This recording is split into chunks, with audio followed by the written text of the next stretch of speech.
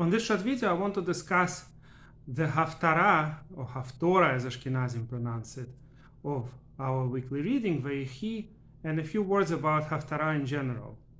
Now, you should know that the word Haftora has nothing to do with Torah, meaning even though it sounds like that, especially according to Ashkenazi pronunciation, Torah, Haftora, you might think it's some kind of Haftora. It's complete coincidence. Haftara, or Haftora as Ashkenazim usually pronounce it, is spelled with a tet. Torah, of course, is spelled with letter tav. Those letters, even though they sound sort of similar, they are different letters, and Sephardim do pronounce them differently. Most Ashkenazim cannot distinguish tet and tav, because in European languages there's usually one letter T that sounds the same for us. But it's two different letters, two different pronunciations, and certainly the roots with tet and tav are completely different roots. So Torah, of course, comes from the word hora, teaching, instruction. Whereas the word Haftara, the root pei, tet, reish, there are a lot of different meanings of this root, and there are actually disputes about what meaning does Haftara actually have. But the idea is to kind of finish up the end of reading of the Torah. Is always on holidays and on Shabbat is kind of left with Haftora at the end. We say, for instance, En maftirim achar Pesach afikoman, that the last thing we eat during Pesach is afikoman. Just like on a regular meal, one would eat a dessert at the end. On Pesach, the last dessert, the last thing we eat, is afikoman. By the way, the blessings after Haftora also seem to mean that this is the end, kind of. You notice that the blessings after Haftora, they include a lot of different concepts that have nothing to do with reading Haftora. They talk about the dynasty of David, the restoration of the exiles, the Yerushalayim. All of these things are kind of finishing up everything, finishing the loose ends. There are opinions, by the way, that originally Haftora was read primarily as more of a commentary to the verse that was selected from the Torah, meaning a rabbi would give a drasha, he would choose one of the verses and then choose a verse from a prophet or from Ktuvim that parallels it and would make a drasha based on it. This explains why a lot of our Haftoras, including this one, by the way, the Parshat Vayechi, have very little relationship to the actual chapter of the Torah that we read. A lot of times the whole relationship is one verse, because originally it could have been that if there was a rabbi available who could give a drasha, rather than reading the verses of Haftorah, he would only take one verse and base his whole lecture on it. But in cases when there was no rabbi like that available who could give a drash, then they would read just a few verses.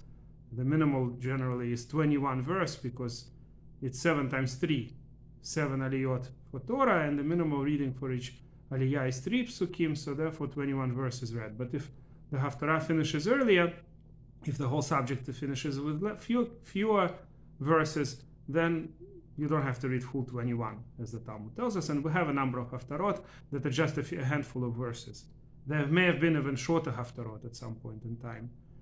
So let's discuss the particular Haftarot that I read for this week's Parsha, Vayechi. The Talmud never tells us which Haftarot are to be read for which Parsha, and apparently there were different customs in different places.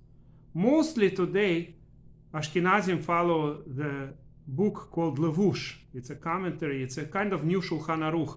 The author of Levush, Rabbi Mordechai Yaffe, wrote a book that was similar to Shulchan Aruch. Shulchan Aruch, of course, is the main code of Jewish law, and Rabbi Mordechai Yaffe was hoping that his book would become just as important, and he called it Cloth, as opposed to Shulchan Aruch is a set table, so his book is a cloth. Every person needs a clothing. In the end, it didn't become as important as Shulchan Aruch, but it's a pretty important book. So Shulchan Aruch doesn't mention to us which Haftarot are to be read when, except on the holidays. That the Talmud already discusses. But in regular Shabbatot, Shulchan Aruch does not discuss it. And in the end, Ashkenazim ended up following mostly Levush, And Sephardim generally follow Rambam and Abudarham. That's the two main authorities. And Yemenites follow Rambam. And then there is one group of Jews, very small today, that are called Romaniotes. They apparently came originally from Eretz Israel and ended up on Greek Isles and certain other places, and I think we even have the Balkans. And today in New York, there's just one congregation in Manhattan that follows those rites. And they apparently preserved the original Haftorot that were practiced in the land of Israel. All of us, both Sephardim and Ashkenazim, generally follow Babylonian minhagim, but they preserve the original minhag of Eretz Israel. So a lot of times, most of the time, their Haftora is not the same as ours. Even when Ashkenazim and Sephardim agree and the Yemenites agree, but they could have a completely different Haftora. So in our particular case, both the most common Haftarah by all other congregations and the Haftarah that Romaniotes read is from Sefer Melachim, the Book of Kings. That's, by the way, one of the most common book to be used for Haftarah, second after Yeshaya. The reason we read a lot of Haftarot from Yeshaya is because Yeshayahu is chosen to be read 7 Shabbatot in a row after Tisha B'Av. After the 9th of Av, we only read Haftarot from various places in Yeshaya that have nothing to do with the weekly reading of the Torah, but rather have to do with some kind of a nechama, a reconciliation of the Jewish people after Tisha B'Av, after the 9th of Av. We want Haftarot that deal with our coming back from exile, the gathering of the exiles, and other types of nechama. So that's the Shiva de Nechmata, they call it, 7 Haftarot of nechama, all from Yeshayahu. That's why Yeshayahu is the most popular book to be used for Haftarah. But the second most popular is Melachim. But there were other minhagim also. Rambam, for instance, mentions which Haftarot to read for what Parshiot. And if we wouldn't be reading so many Haftarot from Yeshayahu from Vayechi and on, then we would have had probably Melachim, the most common Haftorah would have been from Melachim. So this book is a very largest book, the entire Melachim. The 2 parts of Melachim was split by Christians. We have just one book called Melachim, Kings. So this is a huge book with a lot of different topics that could be fit for various readings. And both Romaniotes and the rest of the Jewish people chose Haftarah from Sefer Melachim, but 2 different Haftarot. So most people read Haftarah from the very beginning of Melachim, 2nd chapter, which deals with the days of David coming to the end and what he said to his son Shlomo. Of course, this reminds us of the story of Yaakov.